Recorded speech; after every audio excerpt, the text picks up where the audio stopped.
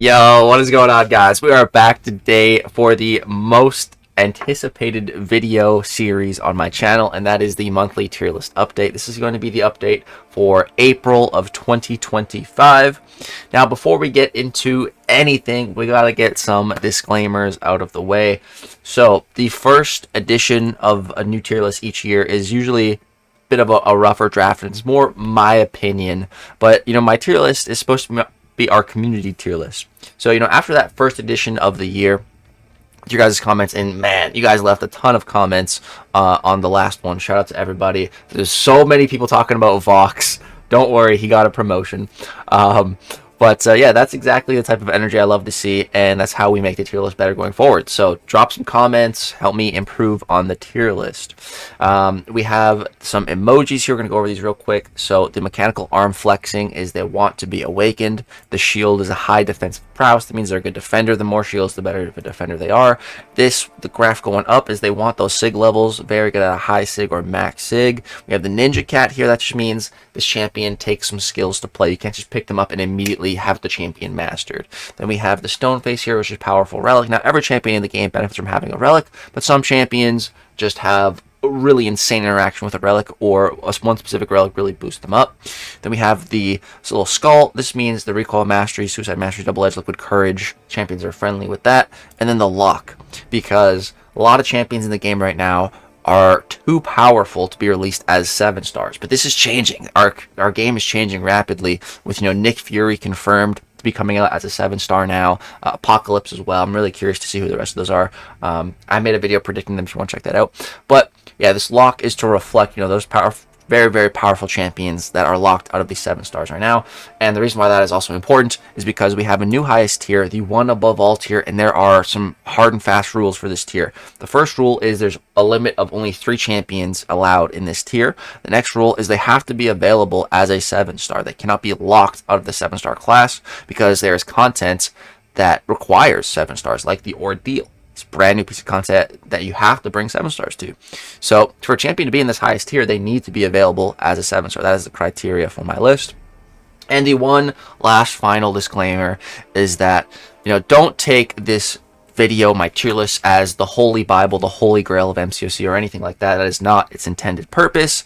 All it's meant to be is just a little bit of a guide, a rough guide to help you on your journey throughout the battle realm, help you make some rank up choices, help you maybe make a crystal choice if you got a nexus or something like that.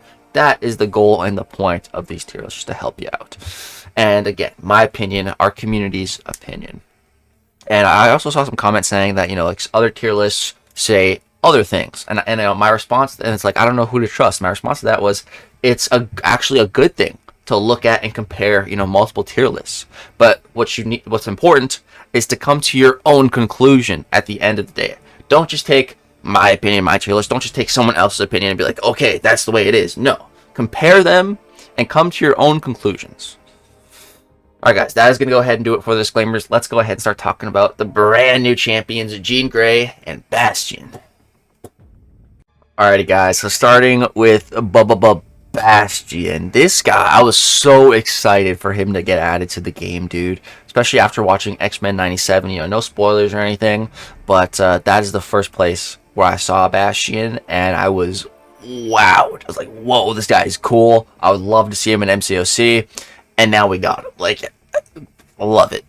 So the only emojis he has here, he's new additions. That's all that means on the left. But then he definitely wants to be awakened and sigged up, because let's take a look at that signature ability on the Khonshu website right now. So he has 3 different bullet points in his sig. So the first one is that his offensive ability accuracy and defensive ability accuracy reduction is expanded to affect non-personal effects. Then we have against mutants specifically, whenever the opponent gains a regeneration or a prowess effect, all of Bastion's personal abilities are paused for 0.3 to 1.2 seconds. Now, neither of these are like the most insane, and the first bullet point here, it doesn't need any scaling sig levels to matter. But the reason why he wants to be a high sig or max sig is for this final bullet point here, because Bastion, the way he works when you play him is he gets some fury passives.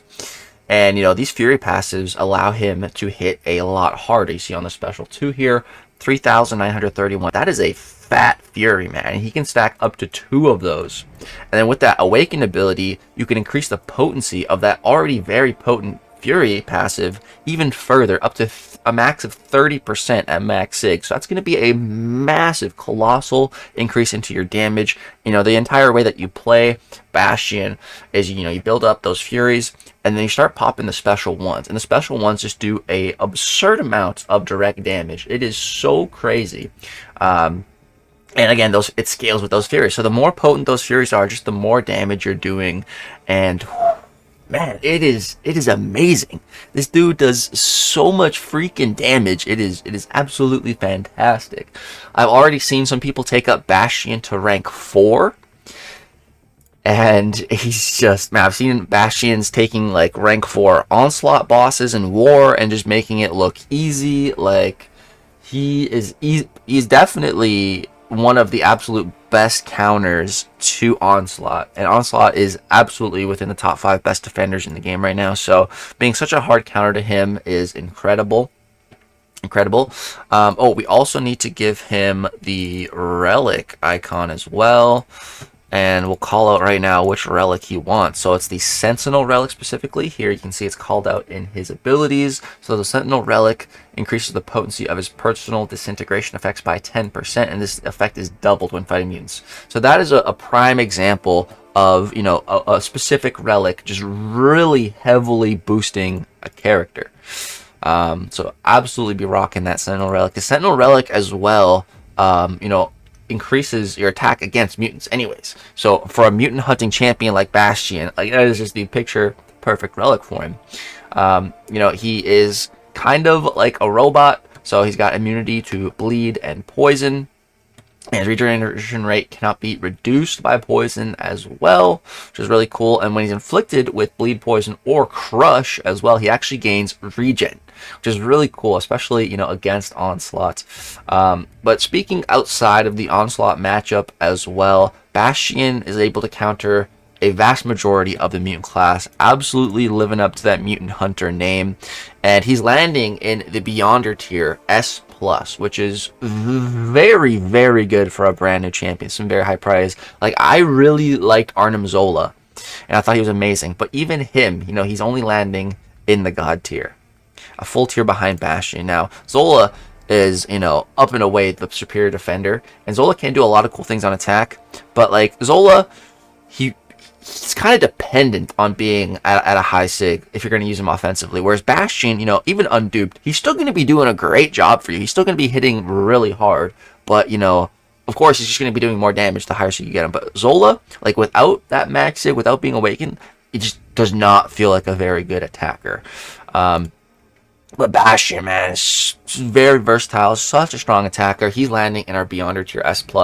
So really want your guys' thoughts and opinion on this ranking. Do you think this is the perfect spot for Bastion for his debut? Do you think there's room for him to go further into the one above all? Do you think it was too much? Do you think he's down here with Zola in the God tier? Let me know in the comment section down below what you think about Bastion. All right, let's go ahead and move on to our second champion of the month, and that is Jean Grey. Alright guys, so Jean Grey is, wow, she is another DLL champion. This guy is known for making some of the craziest, strongest broken champs in game, like Serpent, Photon, Kate Bishop, just to name a few. So when I found out he was making a mutant, I got very excited, and it was Jean Grey nonetheless, champion we've wanted in game, who's technically been in game for a long time, but, not in her mutant glory. We've always had the Phoenix, she's always been meh, so now we finally get a mutant full-on Jean Grey, pre-Phoenix stuff, and it's absolutely warranted, because she's a very powerful character in her own right. And so let's go ahead and start with the signature ability, because she absolutely wants to just be awakened. I don't think having her at a high sig is all that important, but just being awakened is a really big deal. So while Jean Grey's force field is active, using the parry mastery inflicts a 1.5 second stun passive. So this is huge. You start every fight with your force field active. Her force field is some really, really incredible utility, man. And so this basically just turns her stuns from debuffs to passives. Like, that is so powerful. So powerful. And skill champions cannot reduce the ability accuracy of this stun. But like, it's not just against skill champions, you know, which is what some mutants have. No, it's just straight up parry, passive stun. Like, that is so good. I love that ability. So increased control over her mutation allows Jean to retain 1 uncanny passive after her special attack 1. Again, it's just being awakened. The sig level doesn't matter. And then increase the duration of personal neuroshocks by 2 to 8 seconds. So this is where the sig levels will increase this duration, but it's not all that important here. Yes, just being awakened is the really, really big thing for Jean. So where's she landing? So Jean Grey is landing firm. Like, I am confident in this placement. Like, the Bastion placement, I'm feeling good about. But, like, still want your guys' opinions and confirmation on that. But Jean Grey, I am, like, dead set on this placement. Honestly, there is room for Jean to go further. I think it would be just too premature right now to put her here. I think this is a great spot. The way I look at Jean is, like, I know we just got Dazzler, but I honestly look at her as, like, kind of a better version of Dazzler, almost. I find her to be more fun. Dazzler's more flashy, but Jean Grey is just, like, I feel like more tried and true. Plus, Jean Grey has some defensive prowess as well. That's why she has the little shield. She can absolutely be a defender, which Dazzler, like, can, but not nearly as strong of a defender. It's not even warranted of a shield. But Jean Grey, man, absolutely has some defensive capabilities, which is another thing that I really like, making her a dual threat. But yeah, she has her force field, which we're going to talk some more about. But she is an Omega level mutant with immunity to reverse controls, and all of her attacks deal energy damage, which is nice. She has guaranteed Neuroshock application, which is nice. Again, like, Neuroshock is very rare. We have Onslaught that has it. We have Danny Moonstar that has it. And I believe that's it. So it's a very rare damage type to have. And no one in the game currently is immune to Neuroshock. So that's really nice. And so the force field. So Jean starts each fight with a force field with a strength equal to 10% of her maximum health. This force field is not subject to ability accuracy, which is great. And whenever Jean would take damage other than from a special 3, the force field takes up to 90% of the damage instead.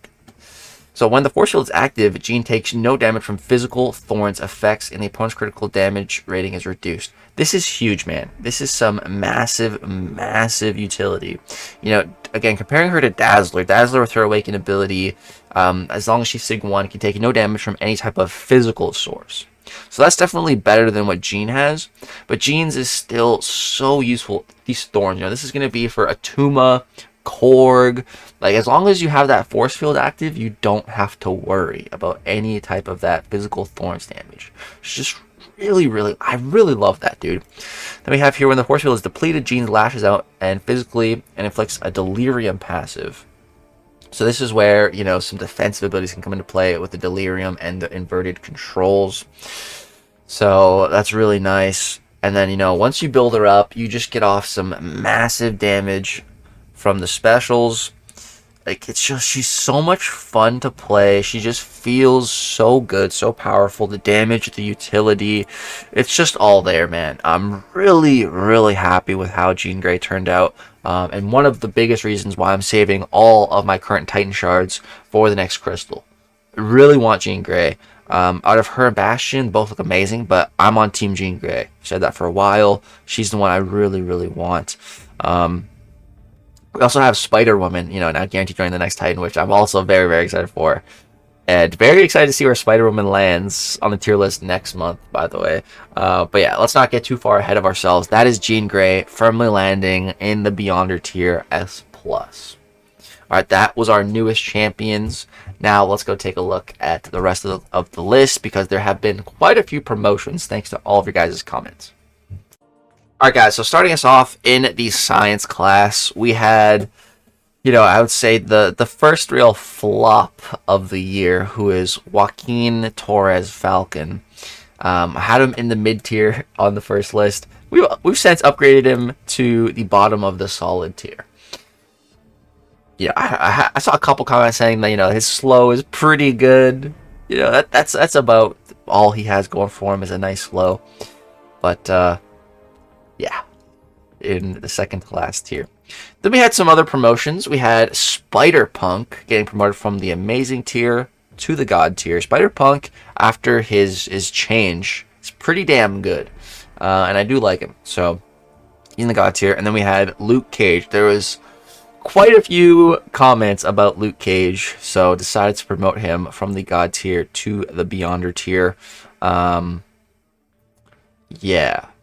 With Red Guardian, going to be coming out as a 7-star, there is absolutely potential for him to go to the Beyonder tier as well. We'll have to see how he really looks as a 7-star, but for now, I decided to leave him there. Yeah, then we got Luke Cage here. I saw a couple comments talking about Silk being up here and Titania as well, and just no, absolutely no chance. Titania and Silk just do not come close to these 3 champions here, in my opinion. Especially Silk, like just not even close. Like not even close. Titania, she's pretty damn good, but she can just be a little inconsistent sometimes with her reliance on the AI. So yeah, but Count Nefaria, Photon, and Spider-Ham, these 3 champions are just so freaking insanely good. Like, the only champion that could really, in my opinion, break into here would be Scorpion. If he ends up getting released as a 7-star for the Heart of Fire event, he could absolutely maybe contest for a spot here. That's really it. Unless Spider-Woman is like even better than I'm thinking. I don't know if she's that good. Yeah, I'm excited for next tier list. But that is how we're looking for the current tier list of Science. We had 3 promotions. So Luke in the Beyonder tier, Spider-Punk God tier, and Joaquin in Solid tier. All right, that is the Science class. Let's go ahead and move on to Cosmic. This is where we had, I would say, the absolute most comments and most support for any promotion I think I've ever had on a tier list was for Vox. So many people liked, thumbs up the comments about Vox. There's just so much about Vox. So he was like the first default promotion that I did, straight from the amazing tier to the god tier. And then there's actually quite a few people talking about Odin as well. And I don't think Odin deserved this one, but with enough comments, I decided to do it. But that was it. Another promotion that I am keeping an eye on here is Gallon. With Gallon coming out as a 7-star as well with the next Titan Crystal. Another reason why I'm saving. 7-star Gallon's going to be sick. I think Gallon could absolutely leap a tier once he's no longer locked. So that can absolutely happen. But again, we'll hold off on that. That's still months out anyways till the next Titan. When is the next Titan exactly? How many days we got? 60 days, boys. 60 freaking days on that. But yeah, this is our Cosmic class. Had to do Vox, and Odin got a nice little promotion as well. Alright, moving on to Mystic. We had Sasquatch actually get a demotion.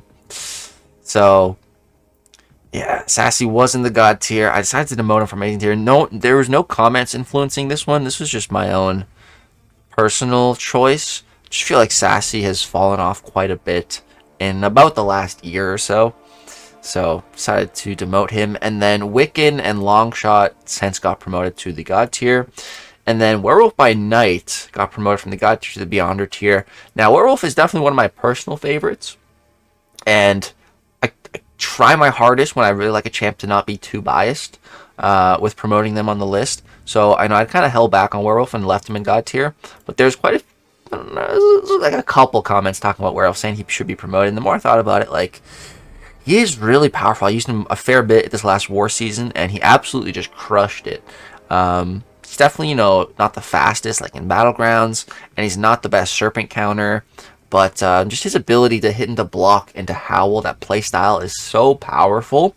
Plus, he's got a very big health pool, great damage source with Ruptures, pretty solid defender. All around, he's a really great champ. So, decided to give him the promotion to that Beyonder tier. And that was really it here. No change. Crucial, Juggernaut, Chavez holding it down. These could absolutely change if some of these get unlocked think if Absorbing Man, Magic, or Doom got unlocked, they would absolutely be contesting a spot here. So it'd be very interesting if any one of these champions happens to be in the Heart of Fire event. The next tier list, man, is going to be really fun with those Heart of Fire changes. I'm excited about that. But that is the way our current Mystic class is looking. Let's go ahead and move on to Mutants. We had a couple promotions here. So we had North Star getting promoted from the Solid tier to the Amazing tier, and then Storm X. There's quite a few comments about Storm X. So she absolutely got that promotion. That's a well-deserved one. And then Gentle, we had him initially in the Amazing tier. I've been hearing quite a few good things about Gentle. Still some negative. But I feel like that's more from people that aren't playing as well. From the people that have Gentle, ranked him up and are playing him, I'm hearing a lot of good things. So he got that God tier promotion. And then Professor X as well also got the promotion from the Amazing tier to the God tier. And then there's also 2 more promotions from the God tier to the Beyonder tier. And that was actually Dust, who I think is absolutely warranted. You know, Dust, she's a great defender, big health pool, a plethora of immunities, and, you know, pretty good on attack as well. I know a lot of my alliance mates have been using Dust in War. So, yeah, that's that promotion. And then Negasonic Teenage Warhead as well. She got the promotion. I saw a couple of comments about her just saying how she can basically take, you know, pretty much the vast majority of the entirety of the skill class, which, you know, is pretty impressive. And I do have her on Leg Spiker. She has put in quite a bit of work on that account. You know, like we're talking about with Jean Grey, having to be awakened to get the passive stuns. You know, Negasonic Teenage Warrior just has that always. Just the passive stuns is so powerful, man. It's so good. Very, very strong ability. So she is getting that promotion as well. So that is our Mutant class. Still with Onslaught and Mr. Sinister in the One Above All tier. Just hanging out. And then decided to... There's a lot of changes in Tech. Tech was probably the biggest upset for change-wise. So we'll start at the bottom. So we had Iron Doom. A couple of comments talking about this guy. I think he's just the epitome of mid. But we promoted him. And then Darkhawk as well. I saw a couple comments about Darkhawk. And honestly, Darkhawk is heavily, heavily underrated, man. Like, if Darkhawk came out as a 7-star... and you took him all the way to like rank 3, Sig 200, he would be an absolute animal on defense. Like an absolute animal. And he's pretty... Darkhawk is pretty underrated, dude. He honestly, like, he could just use like a little bit of a tune-up, and he could be a really, really good champ. Plus, he's really cool looking. Then we had Punisher get a promotion from an Amazing tier to the God tier. This CTM, it just means Collar Tech Mastery, because Punisher with that Collar Tech Mastery is pretty insane. The power control, he can do all kinds of fights, like with Bullseye, sorry. Punisher can absolutely do Bullseye, because he can just lower his power gain so much he's not crossing those bars of power threshold, so he's not evading, getting that Killer Instinct. And then we had 4 promotions from God tier to Beyonder tier with Jack, Guardian, and Shocker, who are all like... I was considering all 3 of these champions on the last edition, like, are they warranted in Beyonder tier? Should I keep them in God tier? And after enough comments, I decided to promote all 3. But then also Ironheart. So apparently Ironheart recently had a change. I think it was a bug fix. And this bug fix like has truly fixed the champion. I've been hearing so many good things about Ironheart, saying like some people saying she's like one of the strongest tech champs now. Like I don't know. So any of the Ironheart experts, please fully explain what the change was and how good she is now in the comments, so that we can make this promotion warranted. I would love some more information. I think I have her, but I've barely ever played her. But I remember, like, when Ironheart first came out, watching her deep dive, I was like, this champion looks incredible. But then she came out, and she just kind of flopped pretty hard. But, yeah, apparently she's pretty damn good now. But then, you know, this tier was so flooded after, you know, 4 new additions that I felt like some champions are above. And so the 2 that I chose to put in the above all tier was Shuri and Prowler. Now, you know, Sentinel, really good. Red Skull, really good. Stark Spidey, really good. But just I couldn't justify any of them other than Shuri and Prowler. Shuri, because she can just do so much, man. She just covers so much. She has so much freaking utility. It's incredible. Like, just pulling an example off the top of my head, like, Shuri can take a Rintra, and she's unaffected by Neutralize. because she can't have her ability accuracy lowered by anyone or anything. Like, that's just Shuri's just got so much going on, man. The guaranteed crits with her, the damage over time, long form content, short form content. Like, Shuri, man, she's really good. And then Prowler, because Prowler has truly some of the most powerful power control in the entirety of the game. Like, just straight up beta special, and then you just nuke the rest of their power and lock them for like a couple seconds. Like, that is so insane. Like, that only ever existed as a synergy before, and now it's in a kit. And the rest of Prowler's kit is great too. You know, he doesn't crit. His damage source is rupture based, which I love. Rupture based damage is so good. Like, there's some other champions here that don't crit, like Guardian, like Jack, you know, but they're applying shocks or incinerates or plasmas. But rupture, there's very, very little rupture immunity in the game. It's one of my favorite damage sources to have, and Prowler just does it so damn well. So yeah, let me know what you guys think about this, because, you know, on the previous tier list, I had this just empty. And as far as like who could break into this tier as well, there's really only one champion. I mean, Ghost maybe could if she came out as a 7-star, but the real champ is Future Ant-Man, and I am predicting him for the Heart of Fire event. If he gets unlocked and he becomes a 7-star, he is undoubtedly going to be leading this tier, #1 option. I think Future Ant-Man is currently the strongest overall tech champ in game right now. And if he comes out as a 7-star, dude, like, I need to get him. I want to rank for him. I want a 7-star fam. So yeah, if he gets unlocked, he's absolutely going to be in this tier. But let me know what you guys think about Shuri and Prowler currently in this tier. Do you think it's warranted, or do you think another champion is more worthwhile being in this tier? Because there is still one spot as well. All right, but that is the tech. A lot happened there. Only one class left, and that is skill. So let's jump straight in. And so there's really only 2 things to talk about here, but one other thing I want to talk to you guys about. So Silver Sable, we currently have her in the amazing tier, you know, with some champions like Baron Zemo, Mantis, Stealth Spider-Man, Hitmonkey, you know, some great champions. This is the amazing tier. These are some amazing champions. Silver Sable used to be in mid, then she got buffed.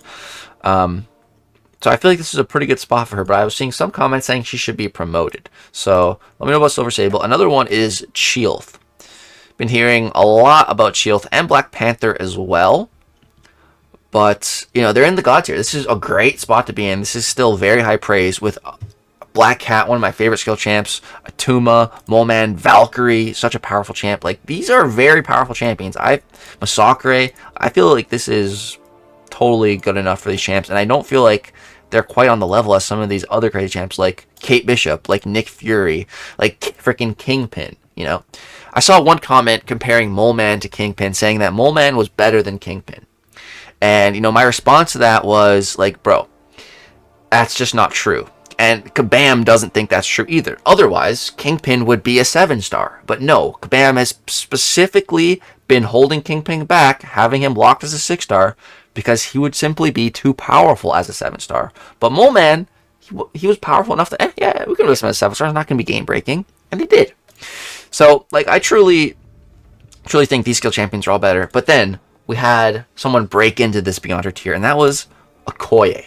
So, dude, Okoye is probably, like, it's got to be a new record on, like, a champ that, like, I really wasn't expecting to be that good. And then they just completely blew past my expectations and have become, like, one of the best looking champs released this year so far. Like, man, the stuff I've seen from Okoye is really impressive. Absolutely warranted of this promotion, I think, from what I've seen. I really hope I get her from the Titan. Absolutely take her to rank 3. She seems really good. She seems like just a really wonderful addition to the skill class, which has really been needed. And honestly, like, I was thinking Okoye could maybe even go further. I don't know. I feel like I really need to do some real playtesting myself, some extensive playtesting before we do that. But been really blown away by Okoye. So she got that promotion to the Beyonder tier. And then We also ended up promoting Bullseye because this was also left blank. I saw a couple comments saying Bullseye should be in here. And the more I thought about it, it's like, yeah, Bullseye, he is that crazy on defense. He's pretty good on attack. He's, really had such a massive impact on the game and a massive impact on the mutant class as well. So I think this spot is warranted. This is always guaranteed crits. Very, very nice utility. Just is insanely powerful defensive capability with that evade and actually being a safe net for you on offense. It's very nice. So yeah, that is a Bullseye being our one and only one above all champ. And I'll give you guys a little tease right now. As soon as Nick Fury is unlocked, he's going into this tier without a shadow of a doubt. The moment this man becomes a 7-star, he is going up to that tier. But yeah, guys, that is the entirety of the April updated tier list.